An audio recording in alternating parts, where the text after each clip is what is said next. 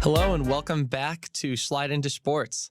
I'm your host, Ryan Schleier, and today we're going to be talking about USC, Penn State, Ohio State, the brotherly shove, and more.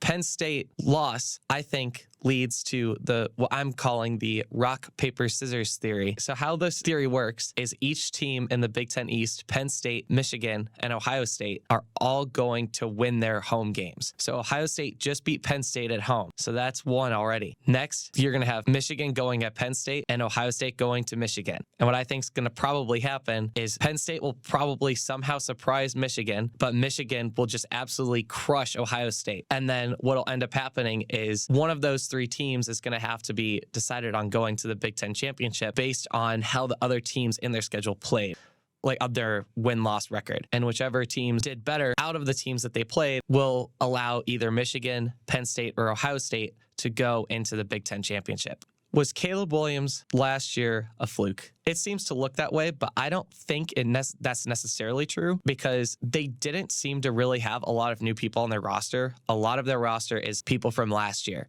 So they had a very experienced roster, but a lot of teams, especially in the Pac-12, there was a lot of movement in those teams like Oregon and Washington who acquired new quarterbacks and other players that allowed them to better improve their style of play while USC kind of stayed the same. And if you stay the same from last year, then it's a lot easier for other teams to prepare for what you have like going into the game. For example, like Utah, they've beaten USC 3 times, but they have a different quarterback this year. USC has the same quarterback this year, the same wide receivers, the same running backs. So it's going to be a lot easier for Utah to prepare for that game than it is for USC to. Also, USC this year, they've played 2 ranked teams in Notre Dame and Utah, and they've lost both of those. So the question now is, can Utah play against ranked teams well and win, or even just win, not even play well, just to win? 2 of the next games on their schedule are Washington and Oregon, who are in the top 10 right now. I don't see them winning either of those games. I think they're probably going to crush USC. I mean, the way they've been looking right now. But I mean, there's always that chance that they bounce back. But I mean, just based on the way that they've looked so far this year, it does not seem likely. They also play UCLA. They're also ranked as well. But UCLA, they've been more up and down than USC has. USC has been more consistent, not necessarily in a good way, but they've been consistent. So you kind of know what to expect. UCLA, they had a surprise win against Washington State, who is ranked. So you look at like UCLA, USC, like UCLA has beaten a ranked team. USC is not. So, I mean, yeah, it's going to be, when UCLA and USC play, that is going to be a fun game. I think it's going to be a close game between those two. Last year USC went 11-1 before their conference championship game, with their only loss being to Utah. Right now, they're 6-2, so they're already doing worse than last year with 2 losses. And last year, they ended up going 11-3 because they lost a conference championship, but they were still bowl eligible. So they went and played in a bowl game where they lost by 1 point against Tulane in a surprise game. So I think their record is probably going to be 6-5 or 7-4, with the only game I see them winning in the future is against UCLA. I don't think they're going to be bowl eligible, and I don't think they're going to make it to the conference championship. So that's why I have their record so low right now. But if they end up making the conference championship and are somehow bowl eligible, then that'll change. I mean, Caleb also won the Heisman last year because of the team's performance. I mean, they did do well last year, but kind of like with the rankings, the way I view the rankings, I don't like basing a lot of stuff off of what I see from last year, just because of how many people that come into like all the new freshmen and new people that come in to the other teams for college football really shakes things up.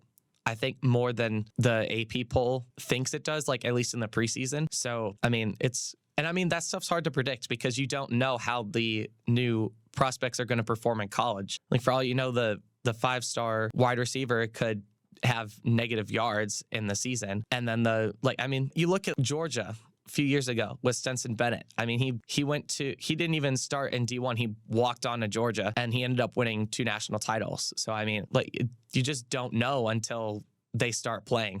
So here's the AP poll for the top 25. This is what AP has for their teams. Georgia at 1, no surprise. Michigan 2, Ohio State 3, Florida State 4, Washington 5, Oklahoma 6. Those stayed the same from last week. Texas moves up a spot to number 7. Oregon moves up to 8. Alabama moves up 2 spots to 9. Penn State falls 3 to 10. I'm kind of surprised that Penn State fell 3 spots. I thought they would have fallen more in the AP poll just because I feel like they're not as kind to Penn State as they are to like Ohio State. Oregon State moves up a spot to 11. Ole Miss moves up a spot to 12. Utah moves up to 13. Notre Dame moves up to 14. LSU moves up 4 to 15, surpasses Missouri. Missouri also moves up 4 to 16. North Carolina falls 7 and goes down to 17th. They had a very tough loss against Virginia, and Virginia's considered one of the worst teams in the ACC, so that's why they fell that far. Honestly, I'm surprised they're above Louisville, who AP has at 18 right now, because Louisville lost to Pitt, but I think Pitt is a better team than Virginia, so I think those two probably could be switched. Air Force moves up 3 to 19. Duke falls 4 to 20. Duke, they lost to Florida State, who they were ranked above them. I'm kind of surprised they moved down 4. I thought they probably could have moved down 2 and it would have been okay. Tennessee goes down to 21. They lost to Alabama at home. Tulane moves up a spot to 22. UCLA moves up 2 and is now ranked 23rd. USC falls 6 spots to 24th, and James Madison makes the rankings now at 25. And now here's my AP top 25. So this week, I have Michigan at 1, and the reason being is because Michigan and Washington, they both played Michigan State, but Michigan played better against Michigan State than Washington did and dominated them in a better fashion. So like whenever I see teams that play against, I can compare teams based on who they've played, and if they play the same team, then it's really easy to judge and compare the 2 teams or 3 teams or however many teams together to make that judgment. Ohio State, I have it 2. So last week, Michigan was at 5. Ohio State was at 6. I have them moving up to the 1 and 2 spots. Their wins were great. They beat Penn State, their defense was top 2 in the country. Ohio State's is top 5. So I think after that win, Ohio State's defense is going to move up. But it was a relatively low-scoring game, so I have them below Michigan. Washington, I have at 3. They had a close game against ASU. Not a very high-scoring game. My guess is what happened was they were like, oh, it's ASU, probably an easy game. They're not that great. Kind of like how Florida State approached Boston College probably, and it ended up being closer than they wanted it to. So I thought that game was too close for me to leave Washington at 1 after the way Michigan and Ohio State played last weekend. Florida State, I have them down at 4. They beat Duke. They did it in great fashion, but I just like the teams above them better. So, or at least after last weekend, I like them better. So I'm going to move Florida State down a couple spots. Georgia, I have at 5. They had a bye week. I don't like punishing teams that were on bye week, but I mean, the teams above them, they just did really good in comparison to what Georgia's done the whole season. So I thought it was okay to move Georgia down a couple spots. Penn State, I have them at 6. They only moved down 2 spots. They lost to Ohio State, but it was at Ohio State, and playing at the Horseshoe is tough. I mean, I remember last year, like everyone thought, even though Michigan beat Ohio State in 2021 at Michigan. So going into the 2022 season, lots of people were thinking, oh, there's no way that Michigan's going to beat Ohio State at the Shoe. It's a tough place to play. You can pack a lot of people in there. They were thinking maybe last year was a fluke for Michigan, but then Michigan State walks into Ohio State and crushes them. So, I mean, that just shows how tough it is to play at Ohio State. And that's one of the reasons why Michigan made it to the playoffs last year, is because they beat Ohio State at Ohio State, which is not something a lot of teams can do. 7, I have Oregon. Last week they were 8th. so they moved up a spot. They had a great win against Washington State, and Washington State was previously ranked, so I thought it was a solid win for Oregon there. Oklahoma, I have at 8, so Oregon and Oklahoma just switched spots. Oklahoma played a close game against UCF, and UCF hasn't really looked that great this year, and that game was a lot closer than I would have liked it to be for Oklahoma in order to stay in that 7th spot, so they fell. Texas, I have them staying at 9. They had a great win against Houston, but I couldn't put them above Oklahoma since they lost to them. Oregon State, I have them moved up to 10. So even though they had a bye week, they move up because of North Carolina's loss. With North Carolina being the only team ranked above them, it was easy to move Oregon State up that one spot. Alabama, I have at 11.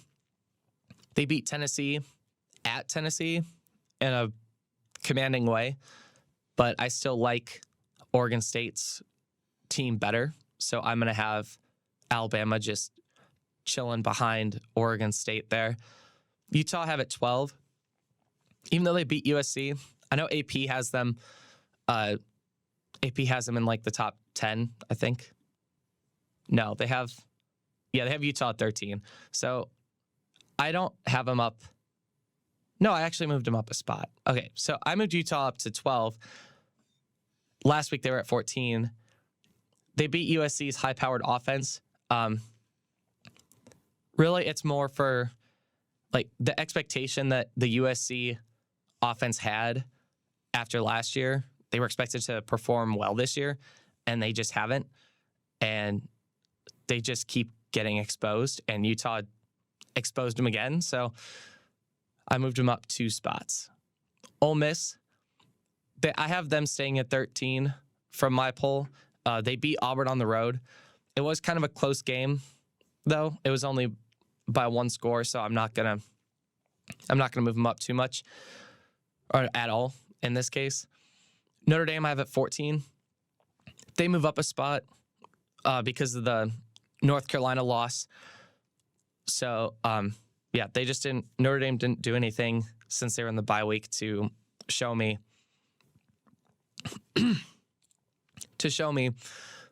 why they could move up more or even into the top 10. LSU, I moved them up to 15. Last week they're at 17. They beat Army by a lot. They shut them out, actually. So I have them moving up a couple spots. Mizzou, I moved them up to 16. They're 18 last week. They beat South Carolina, who gave Georgia a show towards the beginning of the year in that first half of that game. So Mizzou beating South Carolina like that, it's a good sign, I think, for them if they end up playing. I think they end up playing Georgia in the future.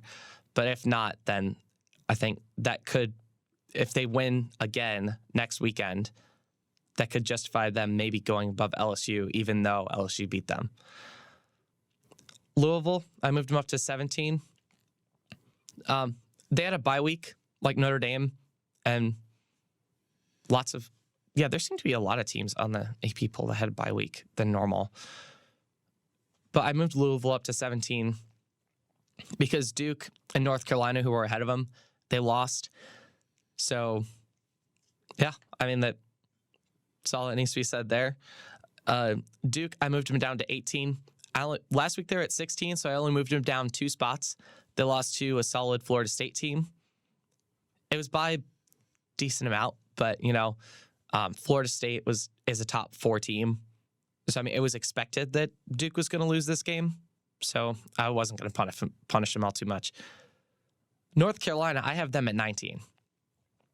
Last week they were at 10. So in my poll, they moved down 9 spots. They lost to Virginia. Again, they're considered to be the worst ACC team right now. North Carolina, they surprised a lot of people this year with their record, but it just didn't play that game. And they probably expected Virginia to be an easy opponent too, since they saw, Virginia's the worst team in the ACC. Like all these teams, they see that stuff And that's how, like, that affects their preparation going into the games. So I think North Carolina expected Virginia to be an easy game. It wasn't, so they lost. Air Force, I have them moving up 2 spots into 20. They won their game. They look better than all the teams that I have below them, and they're one of the few undefeated teams that remain in college football right now. So I think moving them up a couple spots was deserving. UCLA, I have them at 21. They were 25 last week. They beat Stanford, who has looked very solid this year. I mean, they came back and beat Colorado. They've scored lots of points against teams on the road and at home, like just teams that were expected to beat them, but they still scored a lot. So that offense from Stanford is like, it's good. It's just pretty much just their defense that is lacking there, but UCLA beat them out. USC, I have them at 22. Last week I had them at 20, but I think the teams below them, I like them better. I like USC better than the teams below. They lost twice in a row, which is not a good thing to do, especially for them going into that last slate of games of in-conference play.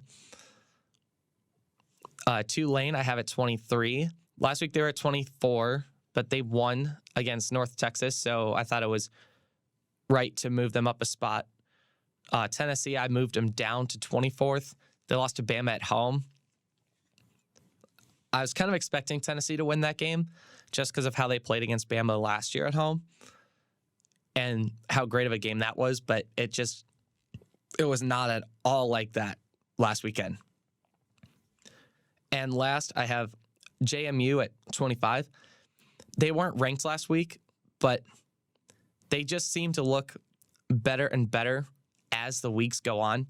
They just keep dominating their opponents every single week. I'm so happy that AP Poll finally put them on their rankings.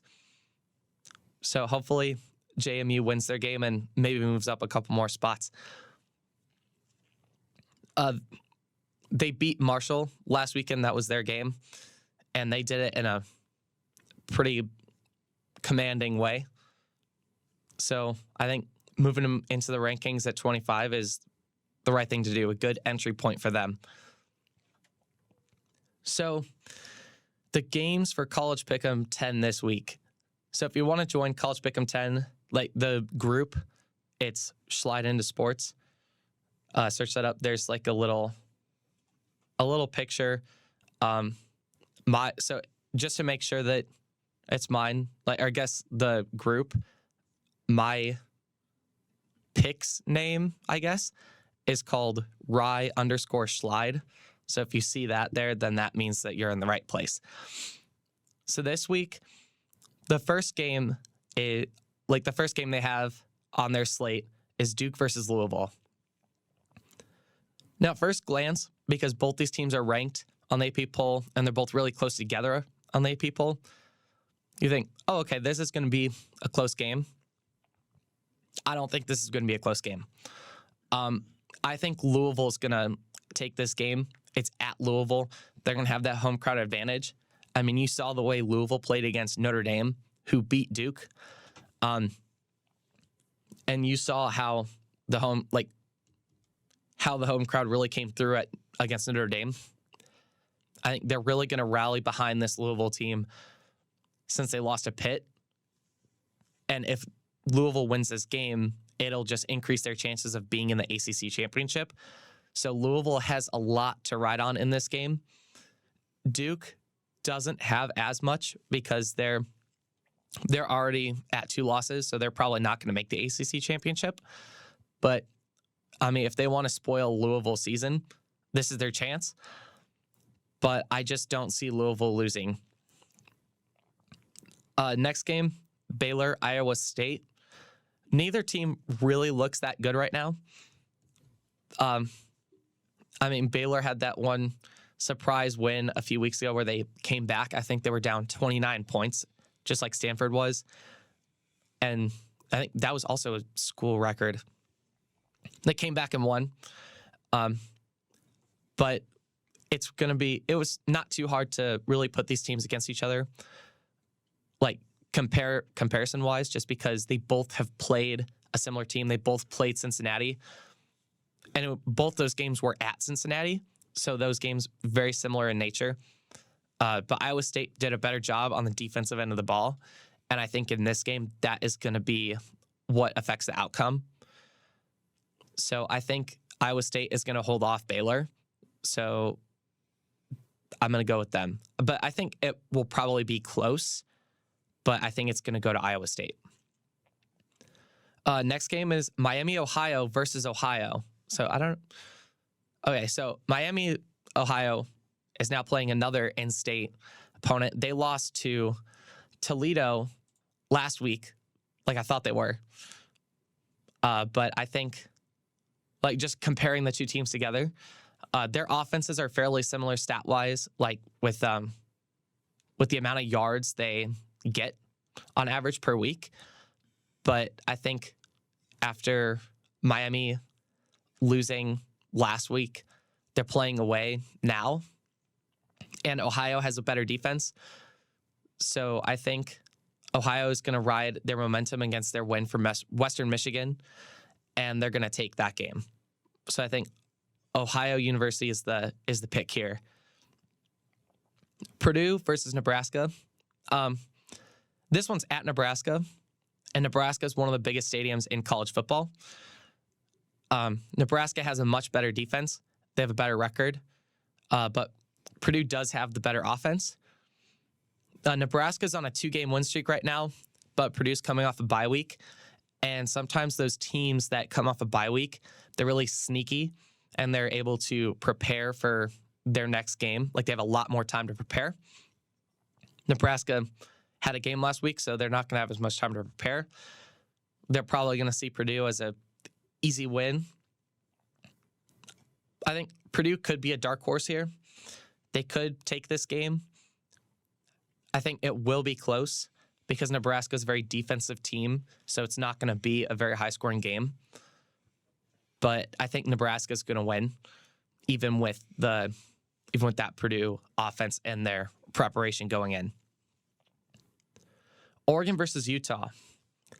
They both won their games last weekend. I think Oregon is the better overall team here. They've both lost to ranked in-conference opponents. But I think just because the way Oregon played against Washington, I think they're probably going to... I mean, Oregon and Utah, their games, respectively, against ranked in-conference opponents. Utah playing USC, that was a close game, just like Oregon versus Washington's. But Washington was definitely the better opponent. Oregon, and they were both playing away too, so that's another thing.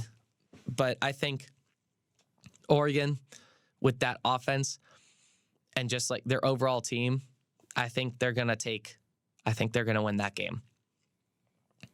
Wyoming, Boise State. They're both coming off a bye week and losses from the week before, so both these teams are hungry to win.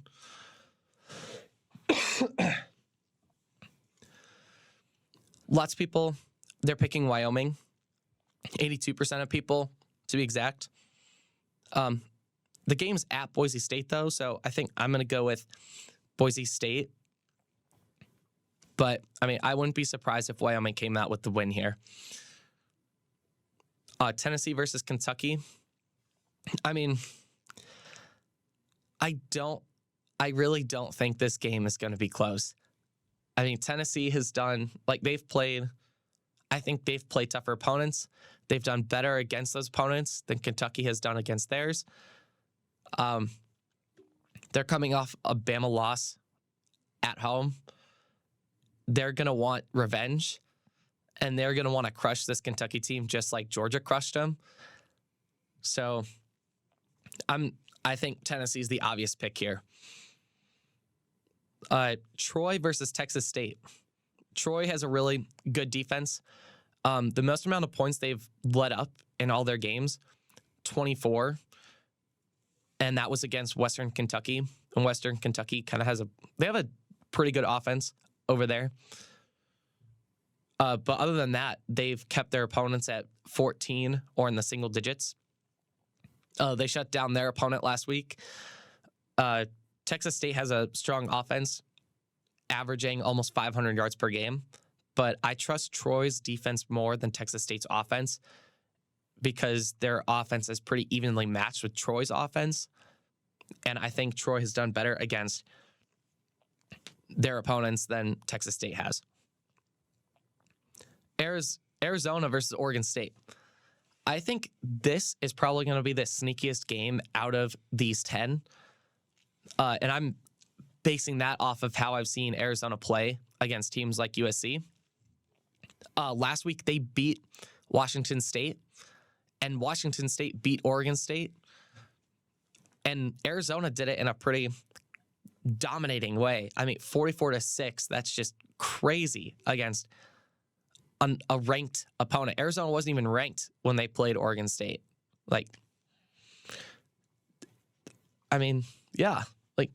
Arizona almost beat USC also the week before. They look solid right now, and this game's at Arizona. The Beavers also look great right now, though. They beat UCLA before their bye week. Arizona's also coming off the bye. Lots of people are picking Oregon State, but I'm going with Arizona here. I think it's going to be a sneaky game. Lots of people, even though it's at Arizona, I think lots of people are going to expect Oregon State to win. But I think if Arizona wins this game, they'll bump up into the top 25, even though they're a 3-loss team. University of Las Vegas versus Fresno State. Fresno State started the year off strong with the win at Purdue. University of Las Vegas is on a 5-game win streak. Fresno State has won 4 of the 5 games the past 5 weeks, with their only loss being to Wyoming. Fresno State is coming off a bye. University of Las Vegas is not.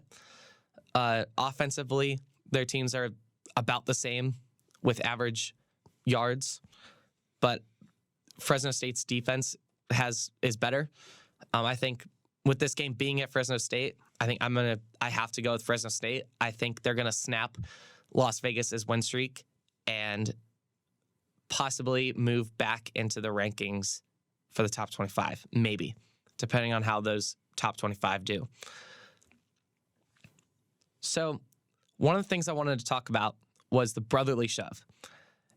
And this is because I watched the Eagles-Miami Dolphins game on Sunday, and they did the brotherly shove a lot. They'd be 4th and 1. You just don't even expect the punt team to go out. They're just going to do the brotherly shove. I mean, it gets them 3 yards per play. But this play, why is it so hard to defend against? So the offense, just thinking about the rules of football, the offense always starts the play. The quarterback calls for the ball, the center hikes the ball, and the offensive line starts to go forward. The defense reacts to the offense and tries, to stop them and get to the quarterback. So,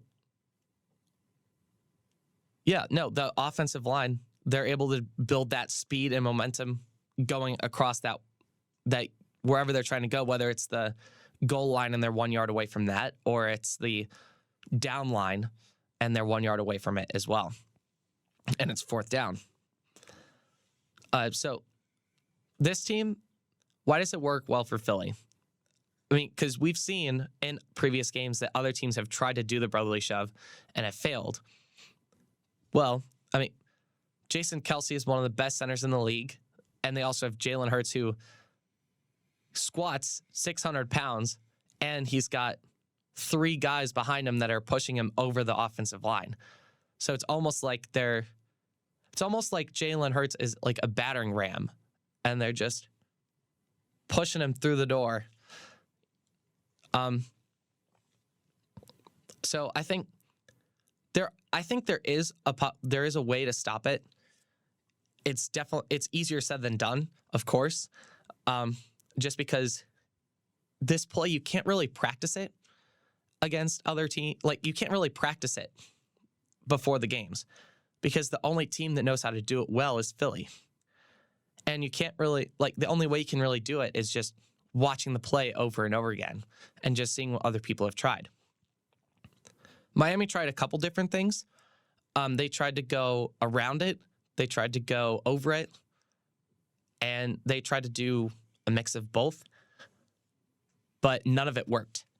So I think from what after watching the play, I think the way the play works is that the offensive line gets low and they essentially cover the ground and get under the defensive linemen and almost create like a platform for the quarterback to just hop over and then get across the goal line or down line. So I think the way to stop it is the defensive line needs to keep the offensive line from getting under them.